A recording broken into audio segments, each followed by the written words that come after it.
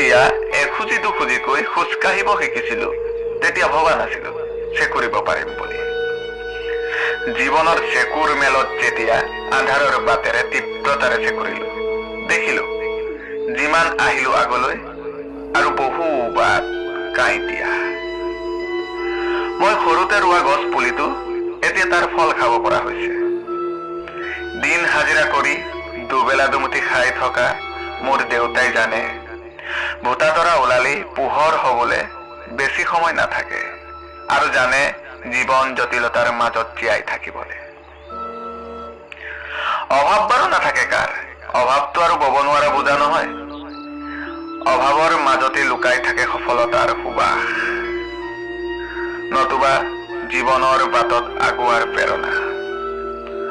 হতাশাৰ মাজতে জ্বলে হেনো আশাৰ চাকি, পলয়ৰ বানেও দি যায় পলসুৱা মাটি, তাৰ পাছতো হয় জীৱন সেউজী। আতিলেই হল আজিৰ বাবে, কালিলেও যাব এনেদৰে। এনে মানুহৰ কোনো সপোন নাথাকে, মাথো জীৱনটো পাৰ হৈ যাব লাগে। অতীতে দিয়ে বেদনা, বৰ্তমানে হতাশা, ভৱিষ্যতে দিয়ে আশা। সময়ে একো নোকোৱাকৈ পাৰ হৈ যায়, নোপোৱাৰ বাবে চকুলো কিয় টুকা। তাতকৈ জীয়াই থাকিবলৈ সপোন এটি ৰচা, যি সপোনে টোপনি যাব নিদিয়ে, যি সপোনে সুখৰ সন্ধান দিয়ে। হয়, তেনে এটি সপোন